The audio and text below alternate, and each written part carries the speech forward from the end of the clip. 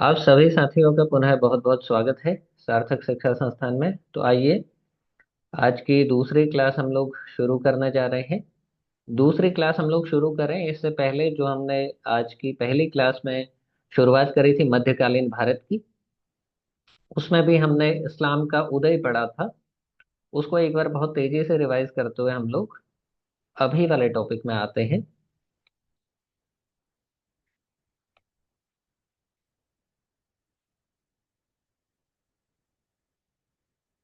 ठीक, तो हमने मध्यकालीन भारत को पढ़ा। मध्यकालीन भारत में हम बात कर रहे थे कि जो 1206 ईस्वी की तिथि है, यहाँ पर दिल्ली सल्तनत की नींव पड़ती है कुतुबुद्दीन ऐबक के द्वारा। लेकिन इससे पूर्व में भी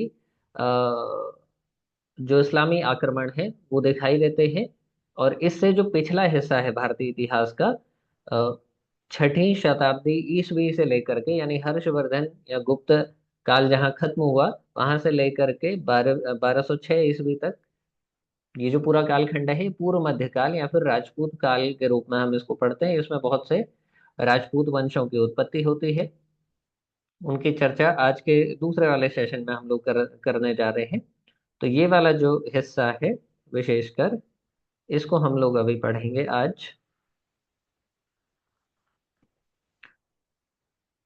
ठीक है, तो हम सीधा आ जाते हैं। हमने इस्लाम धर्म की उत्पत्ति देखी, कैसे अरब में एक नई विचारधारा का प्रादुर्भाव हुआ, और जिसके संस्थापक मोहम्मद साहब थे। उनका पूरा जीवन परिचय हमने देखा। 570 ईस्वी में इनका जन्म हुआ और 532 ईस्वी में इनका इंतकाल या देहांत हुआ।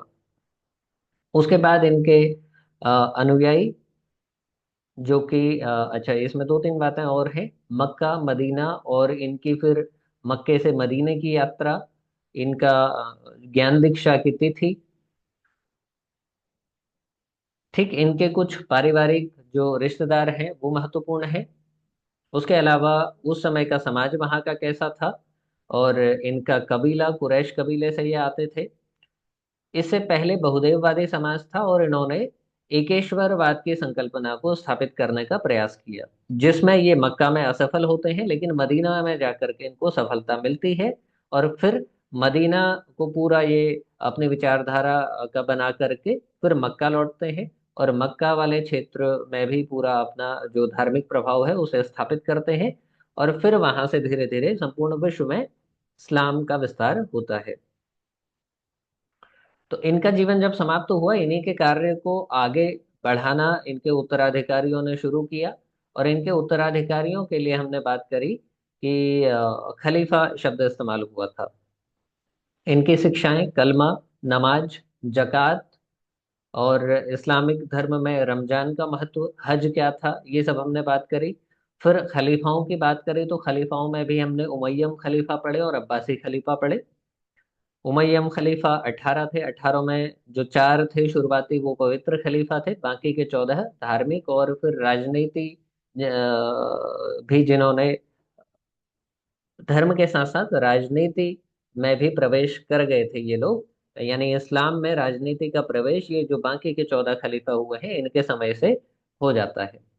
अब्बासी खलीफाओं ने उमैया खलीफाओं का तख्ता पलट किया, और ठीक इनके बाद फिर अब्बासी खलीफाओं का शासनकाल चलता है, लगभग लगभग 500 वर्षों तक का। फिर हमने शिया सुन्नी विवाद देखा, इनमें क्या मान्यताएं हैं, क्यों इनमें वैचारिक मतभेद है। शुरू के चार खलीफा बड़े महत्वपूर्ण हैं, इन्हीं से अधिकतर प्रश्न पूछे जाते हैं। खलीफा टॉपिक से जो भी प्रश्न पूछेंगे वो ज्यादातर इनसे पूछे जाएंगे। करबला का युद्ध देखा, और मोहम्मद साहब के जो वारिस थे उनका क्या इतिहास था वो सब हमने अध्ययन किया इसमें। फिर आपके इसी में अली, हसन हुसैन को हमने पढ़ा।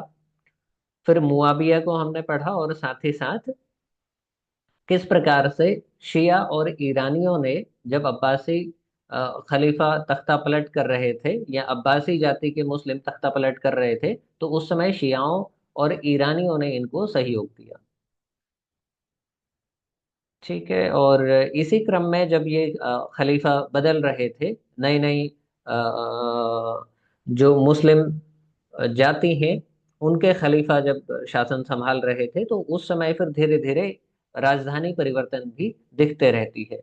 शुरुआत में मक्का मदीना, फिर उसके बाद आपका दमिश्क, फिर बगदाद। तो इस तरीके से राजधानी परिवर्तन का भी ये खेल चलता रहा यहाँ पर। फिर हमने भारत पर यहाँ तक हमने ये अध्ययन किया कि जो इस्लाम है वह अरब से उत्पन्न होता है, और अरब से उत्पन्न होने के बाद अरब के ही आसपास के क्षेत्रों में किस तरीके से धीरे धीरे ये विस्तार कर रहा था, किस तरीके से धीरे धीरे बाहर की ओर को फैल रहा था। तो इसी क्रम में अरब से निकल करके भारत और भारत के जो पड़ोसी क्षेत्र हैं उन तक, यानी जो पश्चिमी इलाके हैं उन तक कैसे धीरे धीरे इस्लाम पहुंचता है, इसका अध्ययन हमने आगे के अपने आगे के टॉपिक्स में किया था। इसी क्रम में मोहम्मद बिन कासिम और उससे पूर्व के भी कुछ आक्रमणकारियों के विषय में हमने पढ़ा। सिंध का प्रमुख जो प्रसिद्ध राजा हुए हैं ताहिर, उनके साथ युद्ध की पूरी कहानी हमने समझी, और किस प्रकार वहां पर आपसी मतभेद की वजह से जाटों, मेदों और बौद्धों ने दाहिर को पराजित करने में इनकी मदद करी, मुस्लिम आक्रमणकारी मोहम्मद बिन कासिम की। फिर हमने राबर या राजौर का युद्ध पढ़ा, ये भी इसी का हिस्सा था। तो इस सब पर हम पूरा बात कर चुके हैं। फिर दाहिर जब अपना शासन हार गए, अपना राज्य पूरा हार गए, उसके बाद उनकी तो मृत्यु रणभूमि में ही हो गई, और उनके परिवार का जो अंत हुआ वो सब भी हमने अध्ययन किया। तो इस प्रकार से आखिरी बात हमने जो पढ़ी थी कि सिंध विजय के बाद मुल्तान विजय करी इस्लामियों ने, या अरब आक्रमणकारियों ने 713 ईस्वी में, ठीक एक वर्ष पश्चात। और जब वो अरब पहुंचते हैं, सॉरी, जब अरबी लोग, ये अरबी आक्रमणकारी जब मुल्तान पहुंचे, तो इन्होंने अथाह मात्रा में वहां पर सोना देखा, जिसको देख करके उन्होंने कहा कि ये तो मुल्तान वाला जो क्षेत्र है उसको स्वर्ण नगरी की उपाधि इन्होंने दी। यहाँ तक हम पढ़ चुके हैं। इससे आगे अब बढ़ेंगे। भारत पर तुर्क मुस्लिम आक्रमण। अब यहाँ पर हमको कुछ चीजें समझनी है। जैसे आप देखेंगे, भारत में जो मुस्लिम आए हैं,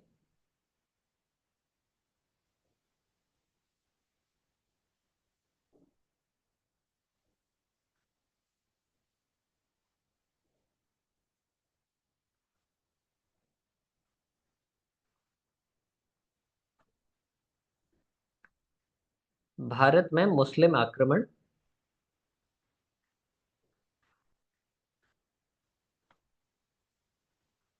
ठीक है, आक्रमण मैं शॉर्ट में लिख देता हूं क्योंकि लिखने में बहुत अधिक समय जाएगा। भारत में मुस्लिम आक्रमण लगभग हम 3 चरणों में देखते हैं।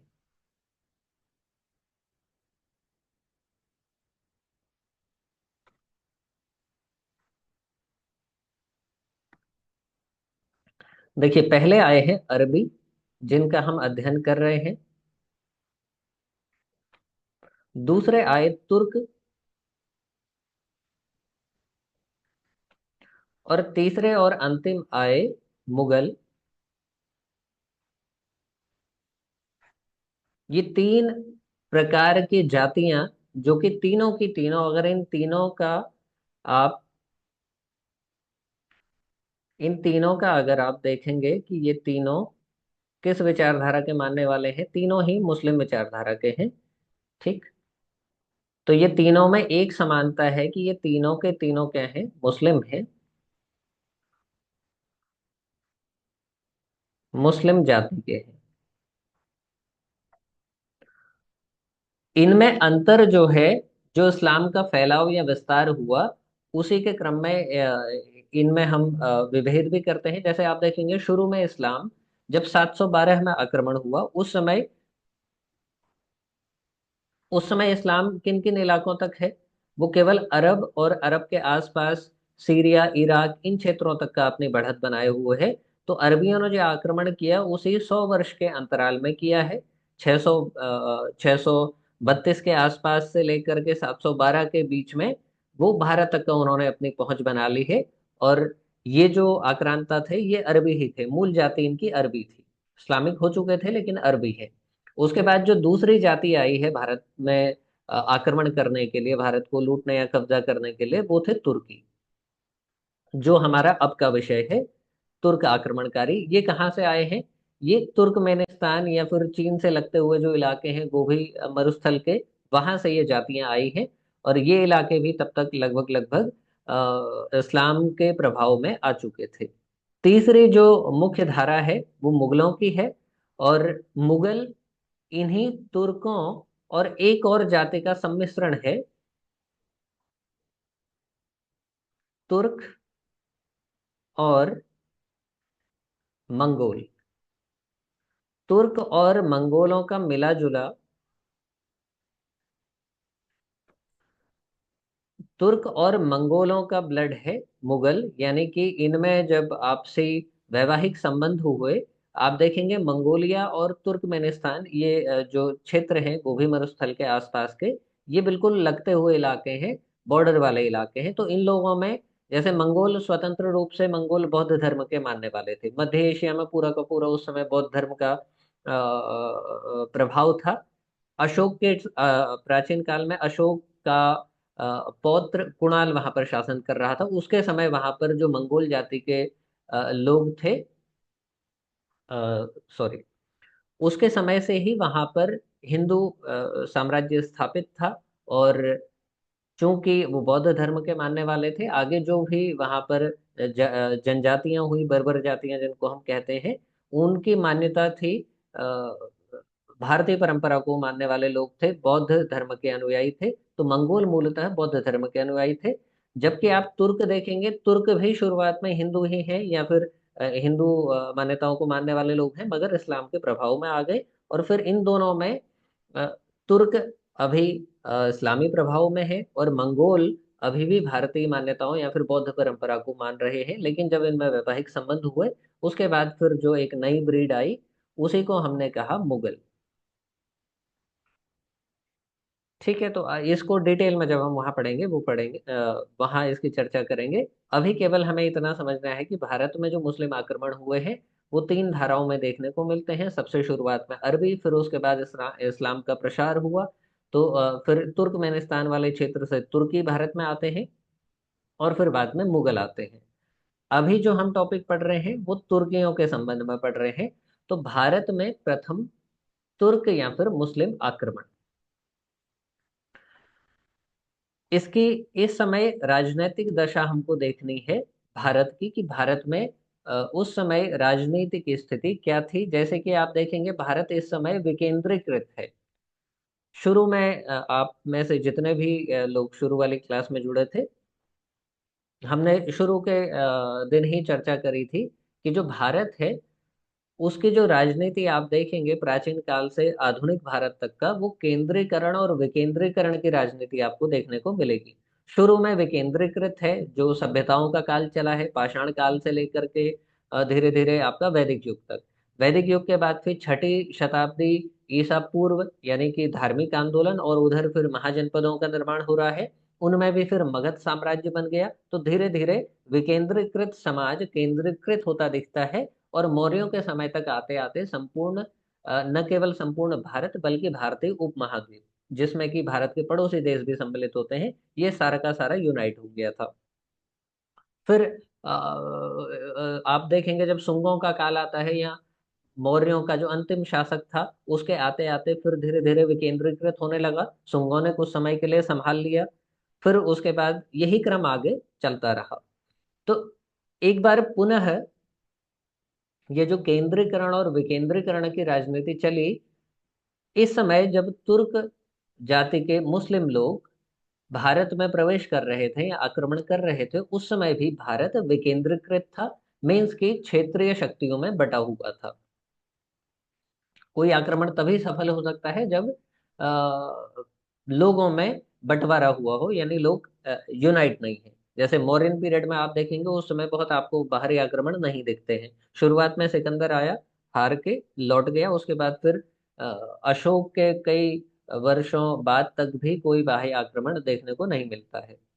तो यहाँ पर एक बढ़िया स्थिति बनी हुई है विकेंद्रीकरण की। और ये समय था 10वीं सदी का। 10वीं सदी मतलब कि 900 से लेकर के 1000 ईस्वी। 900 से लेकर के 1000 ईस्वी। तो इस कालखंड के बीच में भारतीय राज्य, कौन कौन से प्रमुख भारतीय राज्य हैं उनको समझते हैं। पहला है आपका मुल्तान, उसी के पड़ोस में सिंध। तो मुल्तान और सिंध ये दो क्षेत्र हम अपने पिछले लेक्चर में पढ़ चुके हैं कि 8वीं सदी में 712 ईस्वी। 700 से अगर आप इसको देखेंगे तो ये आपका 700 से 800 के बीच का कालखंड है।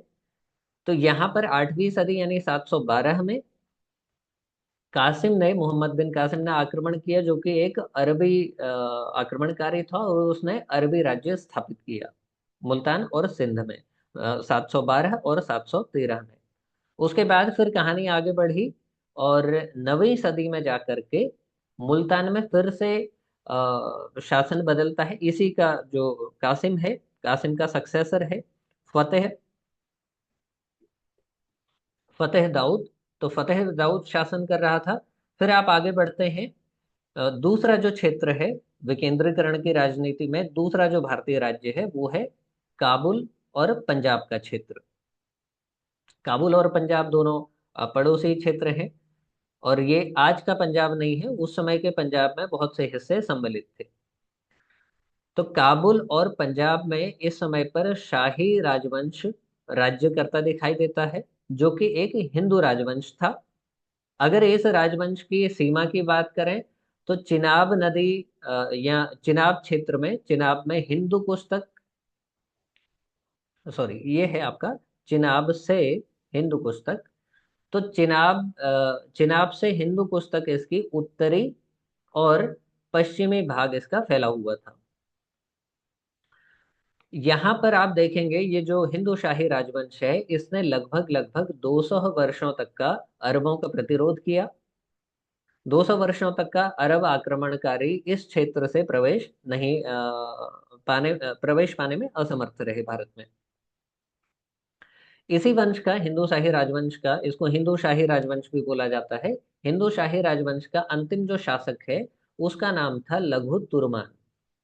ये हार जाता है। और इस समय इसका जो ब्राह्मण सचिव है कल्लर, तो कल्लर ने सत्ता कब्जे में ले ली। अब मतलब कि यहाँ पर सत्ता परिवर्तन हो गया है। जो अंतिम शासक है हिंदू शाही राजवंश का लघु तुर्मान, उससे सत्ता छीन ली है उसी के ब्राह्मण सचिव कल्लर ने। बीच में फिर कई घटनाएं हुई हैं जो उतने महत्व की नहीं है। फिर आप देखेंगे महमूद गजनवी का जब आक्रमण हो रहा था भारत में, उस समय यही जो हिंदू शाही राजवंश है, इस राजवंश का शासक था अजय पाल। अजय पाल से इसके युद्ध हुए। और अ, अजय पाल की जो राजधानी थी वो उद्भांडपुर थी। मीन्स कि अजय पाल के समय हिंदू शाही राजवंश की राजधानी उद्भांडपुर थी। यहाँ से प्रश्न बनते हैं। तो यही जो अजय पाल है वो पहली बार इसी के शासनकाल में हिंदू शाही राजवंश मुस्लिम आक्रमण का शिकार बनता है। और यहीं से धीरे धीरे सत्ता फिर ये जो हिंदू शाही राजवंश है वो कमजोर पड़ता गया। तीसरा जो प्रमुख राज्य था इस कालखंड का वो है कश्मीर।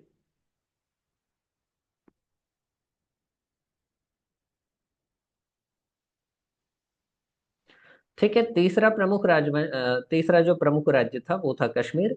कश्मीर में आप देखेंगे 9वीं और 10वीं शताब्दी में उत्पल वंश के राजा शासन कर रहे थे।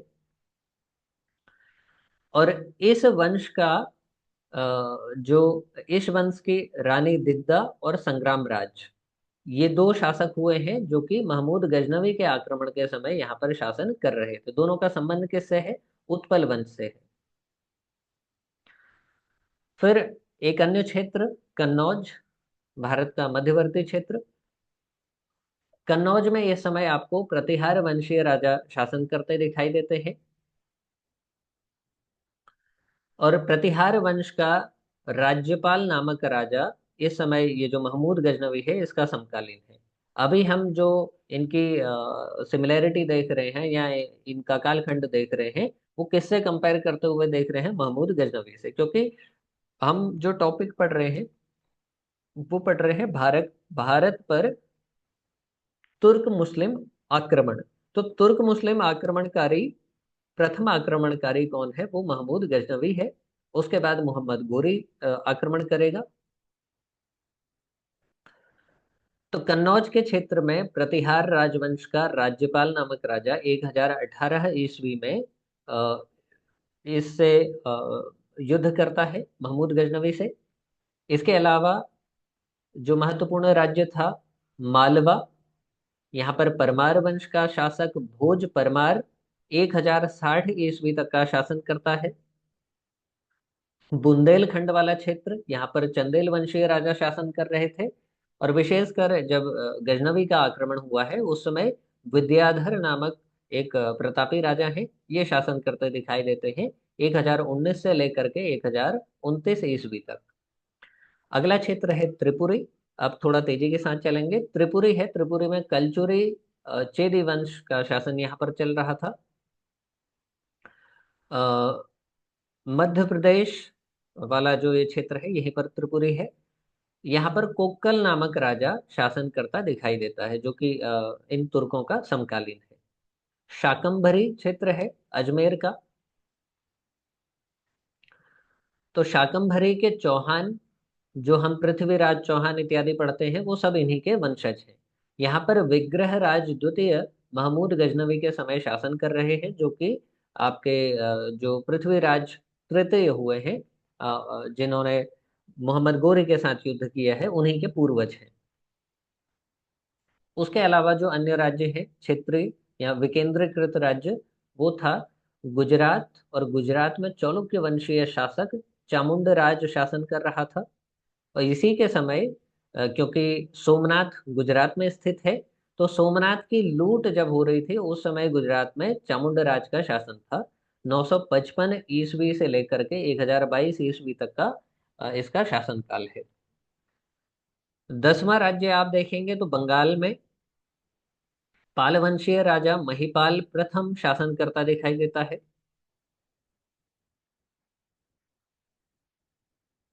ठीक। और आप फिर दक्षिण भारत की ओर यदि जाते हैं, हालांकि दक्षिण भारत में तुर्कों ने आक्रमण नहीं किए हैं। जो भी शुरुआती आक्रमण है, चाहे अरबी आक्रमण है, चाहे आपके तुर्की आक्रमण है, या फिर मुगल आक्रमण है, वो शुरुआत में आपके उत्तर भारत में ही दिखाई देंगे आपको।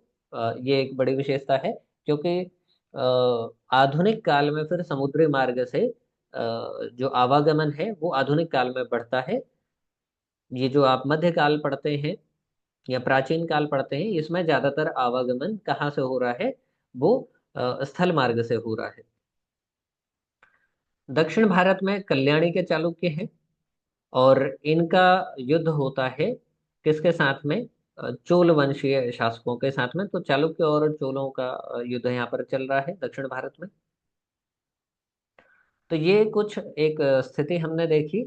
तुर्क जब भारत में अटैक कर रहे थे उस समय भारत राजनीतिक रूप से इन अलग अलग शक्तियों में बटा हुआ था।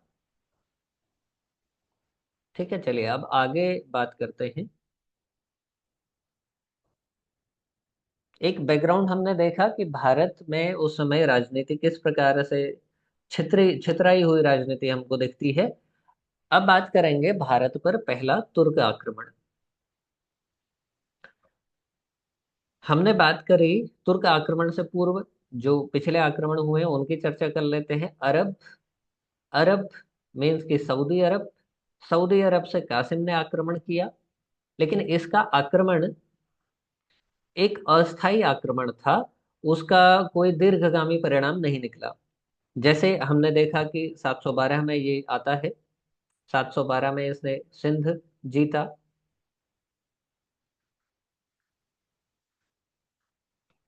अगले ही वर्ष 713 में इसकी सेना ने मुल्तान जीता।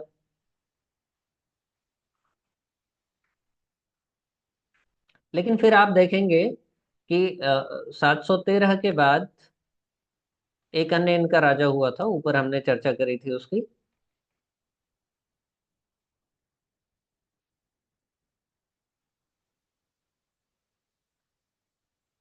ठीक है, मुल्तान में ये देखेंगे, 9वीं सदी की हमने बात करी है। 9वीं सदी में मुल्तान क्षेत्र में फतेह दाऊद का शासन दिखता है। लेकिन इसके बाद फिर ये भी अस्थायी शासन था, बहुत दीर्घगामी इनका शासन यहाँ पर नहीं रहा मुल्तान में। तो मुख्यतः आप देखेंगे कुछ वर्षों के लिए इन्होंने यहाँ पर सत्ता हस्तगत करी, लेकिन उसके बाद फिर इनकी सत्ता बहुत लंबे समय तक का नहीं चल पाई थी।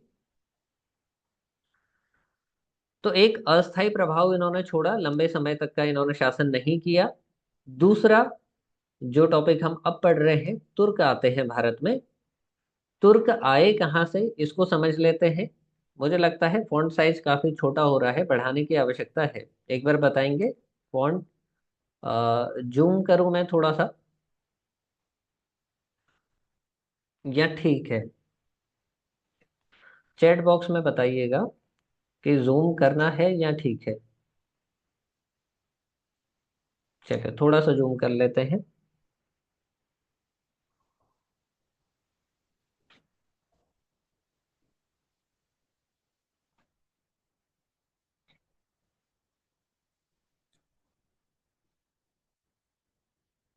ये शायद कुछ ज्यादा हो गया है।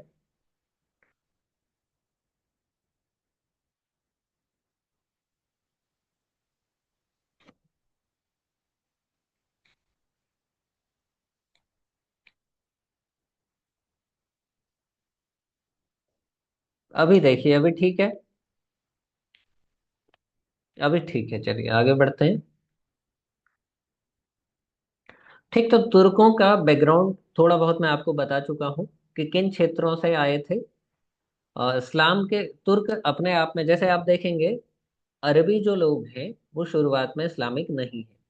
मोहम्मद साहब के आने के बाद ये लोग एक नए धर्म में एक नए धर्म को इन्होंने अंगीकार किया, या एक नए सेक्ट को इन्होंने अंगीकार किया, जिसको हम इस्लाम कह रहे हैं।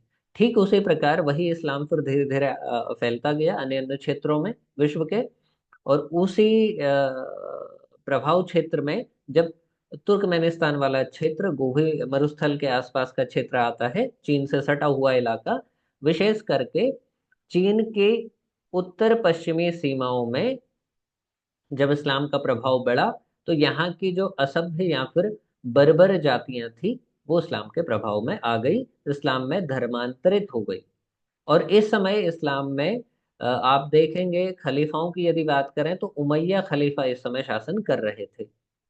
और ये जो तुर्की लोग हैं, ये अपने आप में बहुत खूंखार लड़ाके थे, क्योंकि जो भी ये जो आपकी असभ्य और बर्बर जातियां हैं, ये महानतम योद्धा प्रकार की जातियां हैं। सेम इन्हीं के जैसी जाति मंगोल जाति भी है, जो बाद में फिर तुर्कों के माध्यम से इस्लाम के प्रभाव में आती है, शुरुआत में नहीं है। तो ये इनका एक बैकग्राउंड है। अब इन्हीं तुर्कों में से एक व्यक्ति है जिसका नाम है महमूद गजनवी। मैं उम्मीद करता हूं कि आपको इस्लाम के उदय से लेकर के इस्लाम का अरब अरब और उसके आसपास के क्षेत्रों में विस्तार, फिर तुर्कमेनिस्तान तक कैसे इलाके प्रभाव में आए, और वहां से फिर जो लोग इस्लाम में धर्मांतरित हुए, वो किस प्रकार से भारत की ओर को बढ़ रहे हैं, इतनी कहानी आपके समझ में आ गई है। तो अब बढ़ेंगे।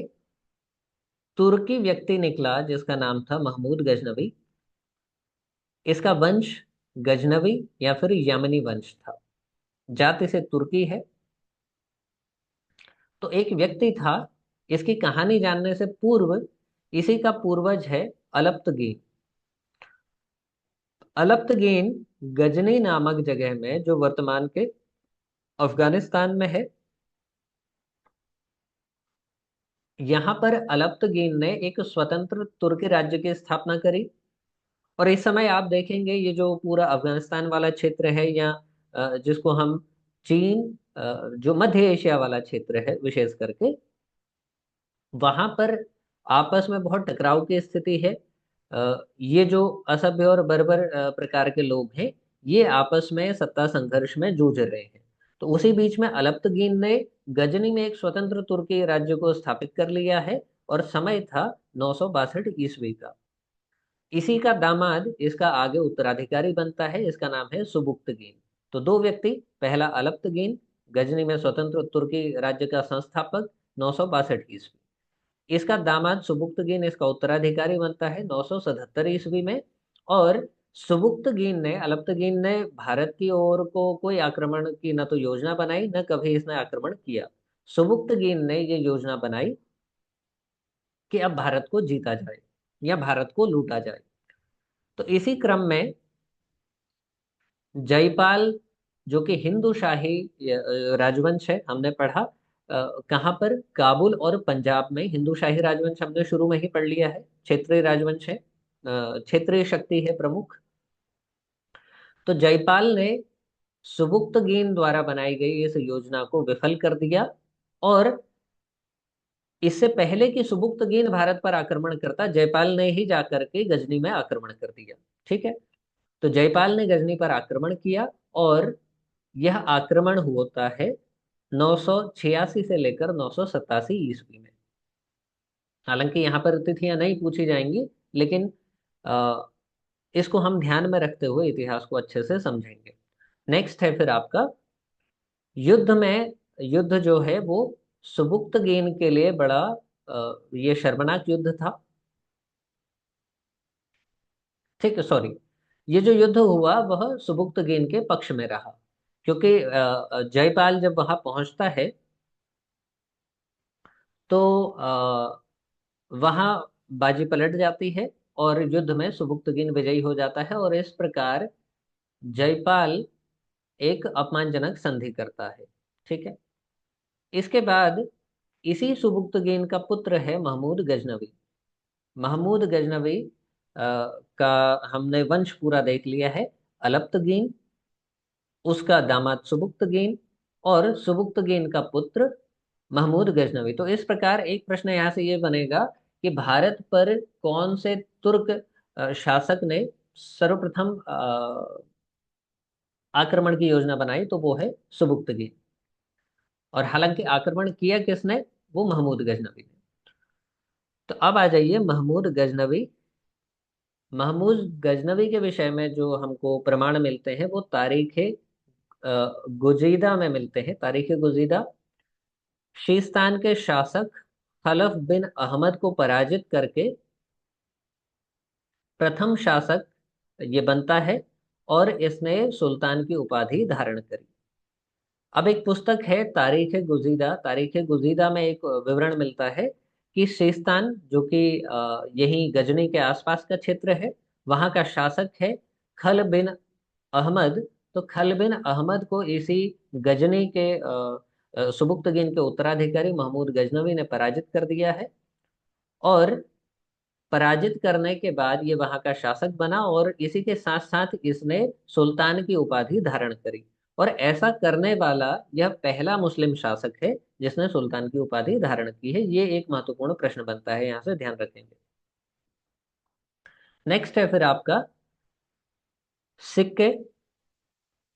तो सिक्कों पर इसका जो अंकन हुआ है वो अमीर महमूद कहा गया है इसको। जो भी राजा बड़ी विजय करते थे, चाहे भारतीय राजा थे चाहे इस्लामिक शासक थे, ये जब कोई बड़ा युद्ध जीतते थे उसके बाद सिक्कों पर अपने नाम या अपनी उपाधियां लिखवाते थे।